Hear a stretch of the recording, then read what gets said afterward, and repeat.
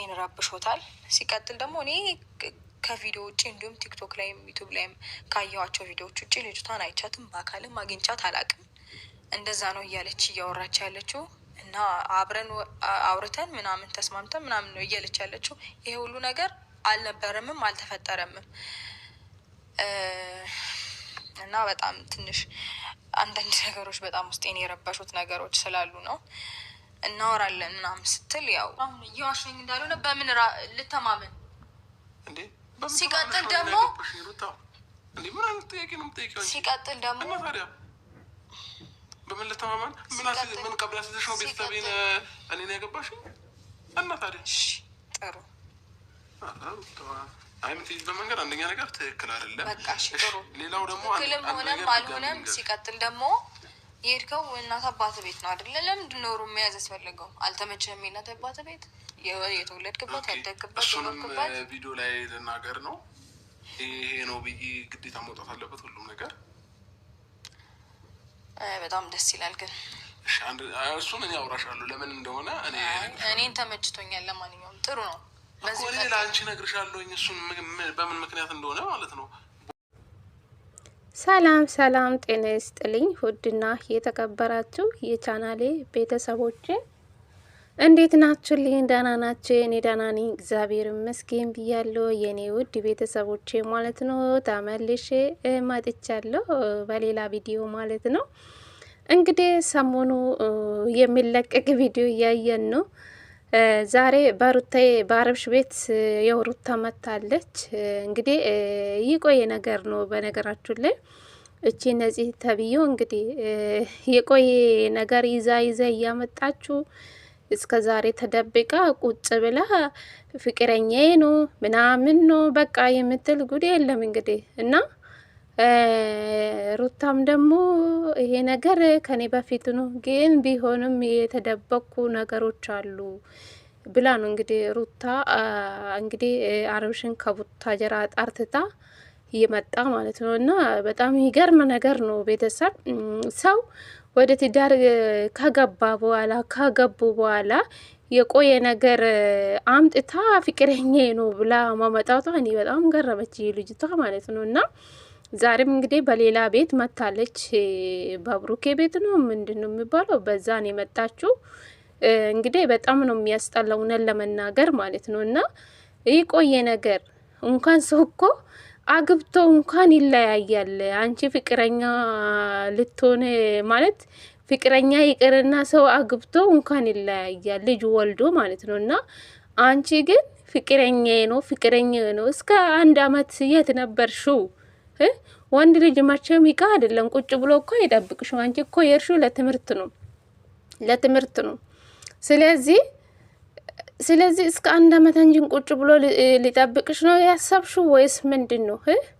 አሁን ልጁ ከተለወጠ በኋላ ጥሩ ህይወት ከያዘ በኋላ እሺ ሩታ ቀለበት እያደረገላት ጊዜ የት ነበርሽው?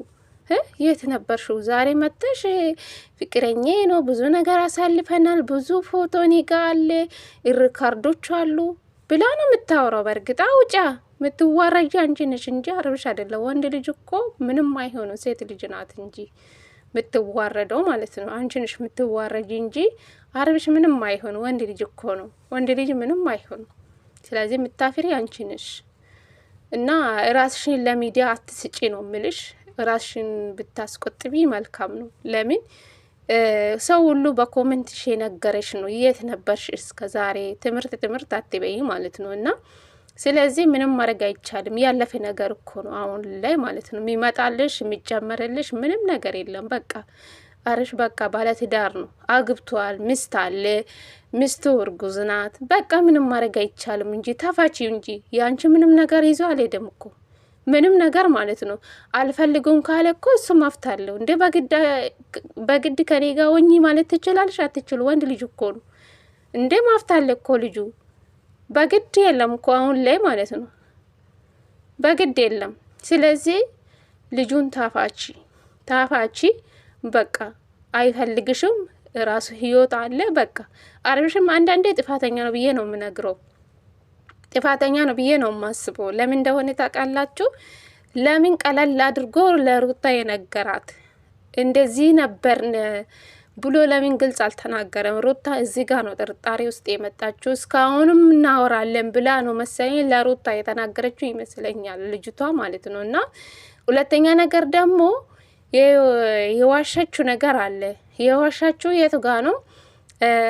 ሩታና አብርሽ በስራ እንደተገናኙ አንድ ላይ ለስራ እንደተገናኙ ተከፍሎ እንደምትሰራ ምናምን የተናገረችው ማለት ነው። ተነጋግረን ነው አንድ ላይ ስሩ ብዬ የፈቀድኩላቸው። ሩታን ደግሞ ዛሬ ምናለችው? ውሸት ነው ሁሉም ነገር። እኔ ልጅቷን አላቃቱም። እንዶ ቲክቶክ ላይ ፎቶ ሲቀባበሉ አይቼ ይሄ ምንድን ነው ብዬ ስጠይቅ በቃ አብርሽ ነግሮኝ ቀላል ነገር ነው፣ ይሄ የቆየ ነገር ነው፣ ማስታወቂያ ነው ያለኝ።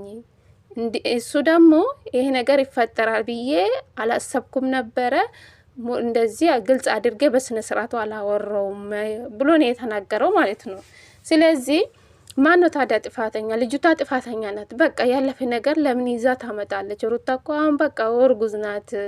በዚህ ሰዓት እኮ ሩታ ጎን የሚሆነው ሰው ያስፈልጋታል በዚህ ሰዓት ላይ ማለት ነው። ጭቅጭቅ ለእርጉዝ ሴት ጥሩ አይደለም፣ እውነት ለመናገር ማለት ነው። እና አሁን ላይ ጥሩ ሰዓት ላይ አይደለችም ሩታ ማለት ነው። እና ግን ልጅቷ ለምን እንደዚህ እንደሆነች ብቻ ባናቅ ያለፈ ነገር ይዛ አምጥታ ልጆቹን በዚህ ልክ እንደዚህ ማድረግ ተገቢ ነው ብዬ አላስብም። ስለዚህ ጥፋተኛ ናት። በቃ ያለፈ ነገር አልፈዋል አይደለ? አብርሽ መቼም በግድ ከሷ ጋር አይሆኑም። በቃ ህይወት አለ ልጁ። በቃ ካሳለው ምናምን ክሰሽ እንዴ! በግድ እኮ ነገር አለ እንዴ? ብትካሽ እኮ ምንም እኮ የምታመጪ ነገር የለም እንዴ። ማፍት እኮ አለ ልጁ። አልፈልግሽም ካለ እኮ ማፍት እኮ ነው፣ ማፍት አለ። ለምን ስለሆንሽ ነው የምትከሺው እንዴ? ያንቺ ነገር አልሰረቀኝ፣ ያንቺ ነገር አልወሰደም። በቃ የራሱ ህይወት ጀመረ። አንቺም መጀመር ትችላለሽ እኮ እንዴ። ቡታየራ ውስጥ ወንድ የለም እንዴ?